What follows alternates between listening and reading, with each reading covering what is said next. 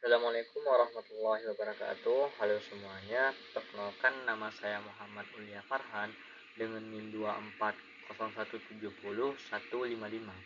Pada kesempatan kali ini kita akan bahas sebuah studi kasus keamanan di dunia komputer yang terjadi pada tahun 2024 silam, yaitu serangan ransomware Pusat Data Nasional Indonesia.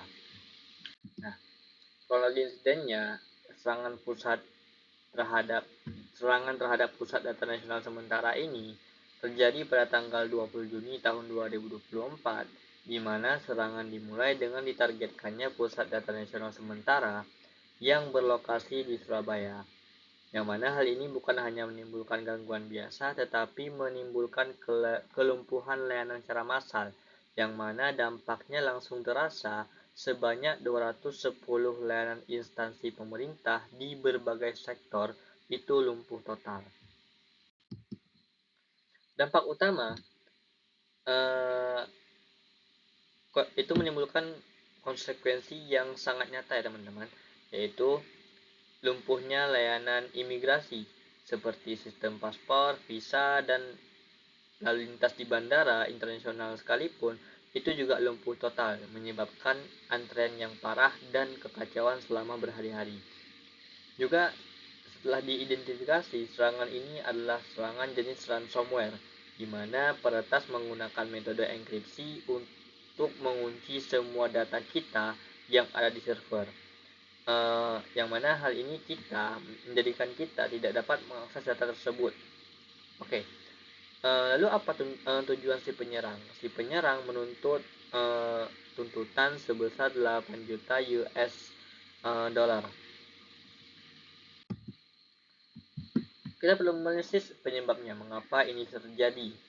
Ada beberapa hal mengapa ini terjadi. Yang pertama itu adalah malware canggih, yang mana ini merupakan varian baru dari ransomware sendiri, yaitu Brandkeeper. Yang mana Brandkeeper ini merupakan turunan dari ransomware Lockbit 3.0.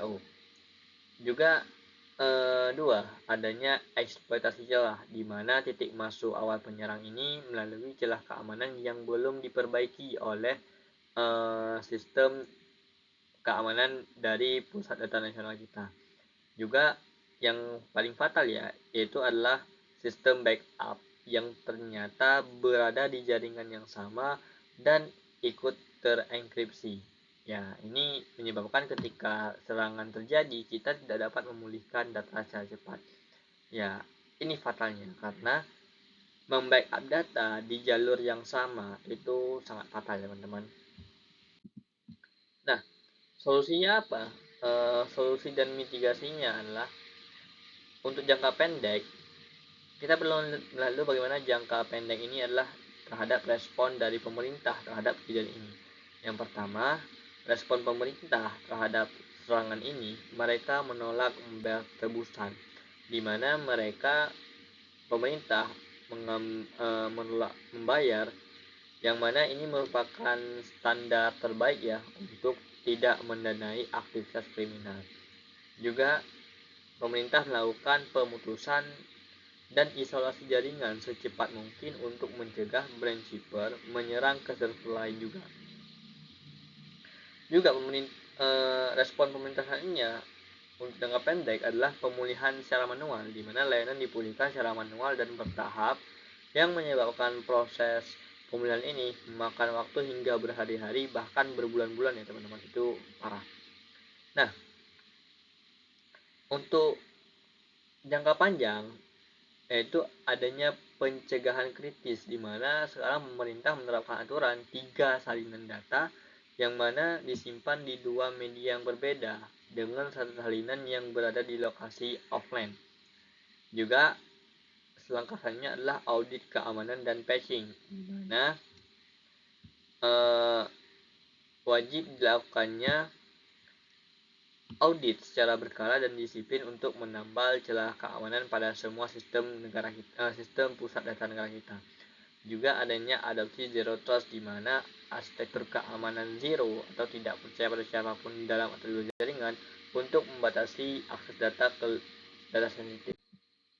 Nah, Apa pelajaran utama dari insiden Pusat Data Nasional ini? Insiden Pusat Data Nasional ini memberikan serangkaian pelajaran bagi keamanan siber infrastruktur di negara kita. Yang pertama, itu bisa menjadi peringatan keras bahwa keamanan siber kita harus diprioritaskan secara utama dan secara uh, intensif untuk mendukung layanan publik. Juga kelemahan pada sistem backup juga perlu diperbaiki karena ini merupakan kesalahan fatal ya kemarin ketika membackup pada jaringan yang sama. Selanjutnya, pelajaran yang dapat diambil adalah kita perlu menginvestasi mutlak tidak hanya pada teknologi pertahanan seperti firewall dan antivirus, tetapi juga pada pengembangan sumber daya manusia dan kebijakan keamanan yang kuat, yang mana hal ini merupakan kunci untuk menciptakan keamanan yang bagus. Keamanan cyber bukan hanya fitur tambahan ya teman-teman, melainkan fondasi utama dari kedaulatan data dan keberlangsungan layanan publik di era digital saat ini. Hanya sekian dapat saya sampaikan. Wassalamualaikum warahmatullahi wabarakatuh.